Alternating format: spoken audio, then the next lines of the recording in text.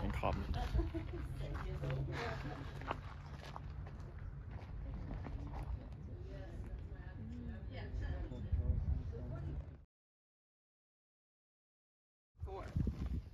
This is a National Historic Site, and that's because it has an amazing story to tell of what happened after the gold rush, the era of industrial mining in the Klondike. So we started dredging in the Klondike simply to find more gold. I'm sure you've all heard of the famous Klondike gold rush. Gold was discovered just a kilometer down the road in Rabbit Creek, which is now runoff to sluice out their pay dirt. So you need three things to mine for placer gold. The first is a liquid used to separate the gold from the larger material. Any guesses on what that liquid is?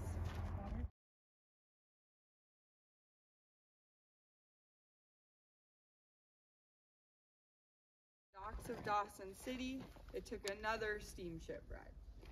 From Dawson to the construction site, it was taken by horse.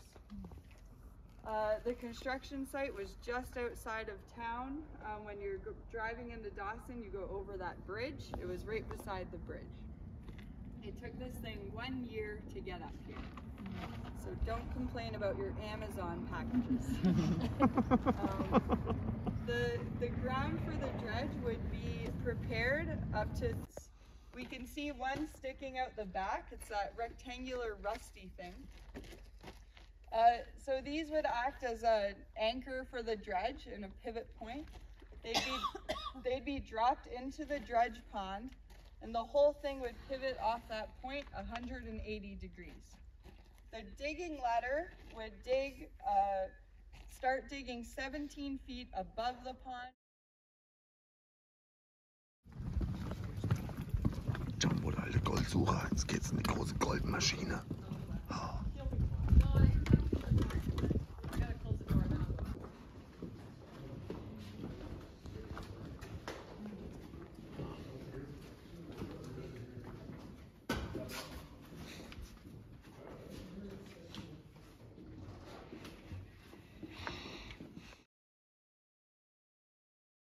And it was their favorite job because the whole thing would be gleaming with these gold nuggets.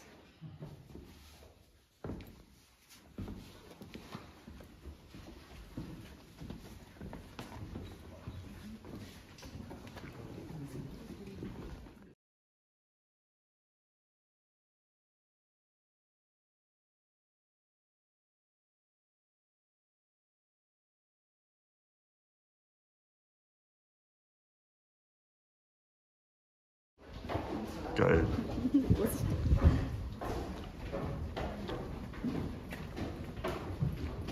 Ja, wenn es um Gold geht, sind Männer erfinderisch. Alter, was eine Operation. Trommel, this is that hopper I talked about. So all those buckets of gravel are being dumped into that hopper, and they're all getting shaken loose, and then they enter the trommel. The buckets dump at a rate of 22 buckets per minute, so quite quick. 22 tons of gravel are going through this every minute. The trommel will be spinning around, and there's a pipeline going through it, blasting everything with high-powered water and separating the larger material from the fine gold-bearing material. So all the smaller material falls through these holes of the trommel.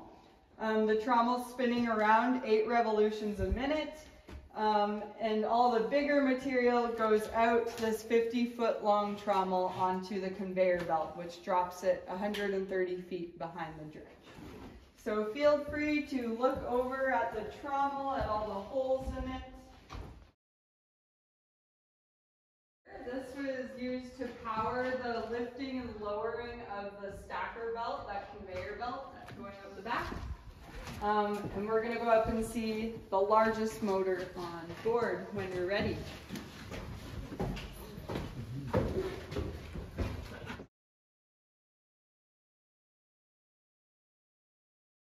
Bucket line. So you can imagine how much power would be needed to move 66 2.5-ton buckets, each carrying 1 ton of gravel.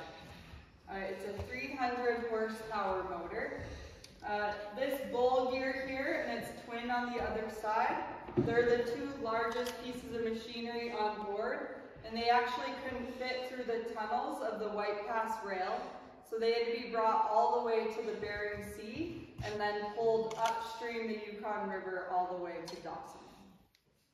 The first steamer that attempted that got caught in the shallow area of the river, and they had to abandon ship. So these gears are actually sitting at the bottom of the river. You can see them from above. My coworker says it looks like God dropped a watch in the river. She saw a picture of it. Once these arrived to Dawson, the crane that was used to move them is the same crane used in the building of the Hoover Dam. So after the Hoover Dam was done, that crane was sent all the way to the Klondike just to move big pieces of machinery.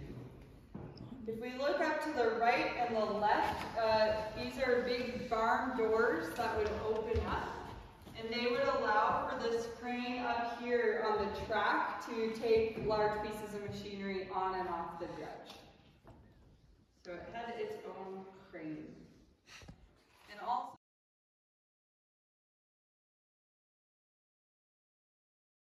during one 8-hour shift.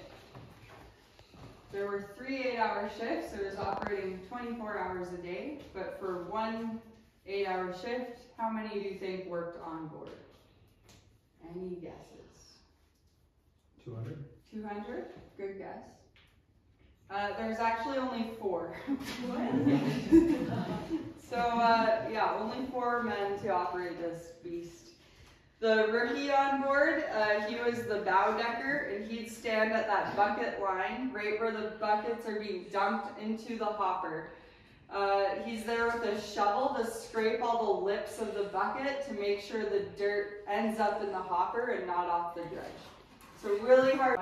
500 men walked off the job because they were so sick of working every single day in terrible conditions. And they wanted $1 a day raise, but they settled for 65 cents. They were on strike for 5 days. They had a big baseball tournament.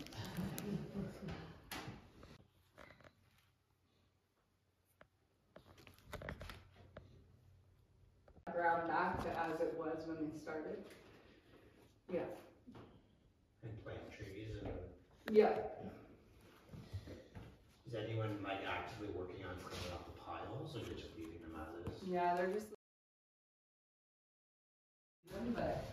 But they're pretty rare. They're not like that.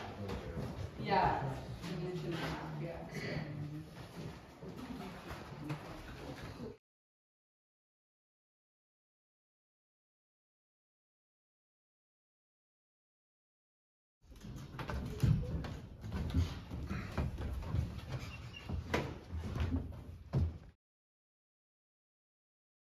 He could collect any mammoth ivory that was coming through and sell it for $1 a pound in Dawson.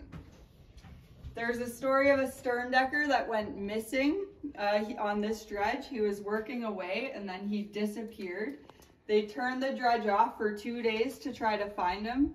They used dynamite in the tailing that I pointed out at the beginning of the tour that was shaped like that.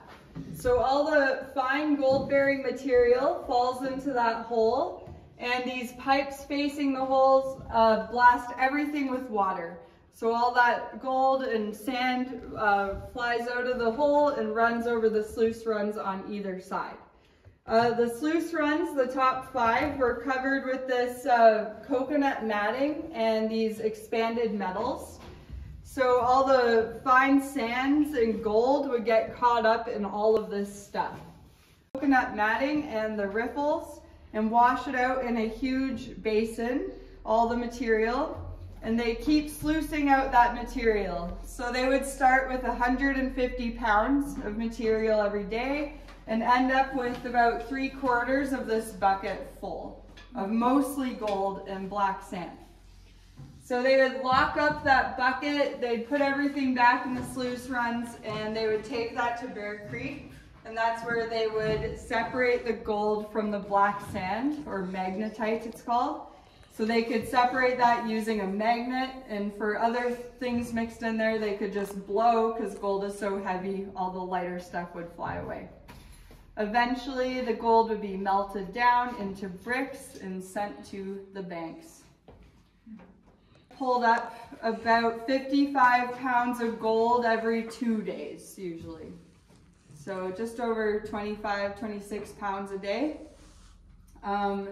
In total, it pulled up $8.6 million worth of gold. With gold prices today, that would be close to $1 billion. So they bought this dredge for $475,000, which in today's money is $15 million. And it paid for itself after 1 year of dredging. So they did pretty good. In 1913, there was a dozen dredges in operation, and that was their best year. They pulled up 9 tons of gold in 1 year. Yeah. And this dredge dredged 66 million cubic yards of ground, so that's a lot. You could fill a 1 mile square building up 5 stories. So it totally turned the landscape upside down, messed with creeks, messed with the salmon population, stripped the land of the trees, melted all that permafrost. So it did a lot of damage, but all they cared about was it finding gold, and it did do that. We can head down to our last stop.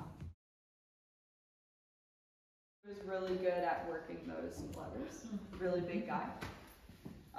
So the gold rush of 1896 really only lasted a couple of years. In 1897, there were 35,000 people here, and by 1899, over 20,000 people left to go to Nome, Alaska, because there was a big gold strike there. So Dawson could have easily become a boom to bust. They stopped operation. And that's because gold was fixed at a price of $35 an ounce all the way from the 30s until the 70s. So by 66, the dredges were barely paying for their own oil by the end. Dawson's population then was only 500 people. They were really worried to hear that the company was leaving. But then Parks Canada decided to turn this dredge into a National Historic Site. And tourism came along and definitely made Dawson what it is today.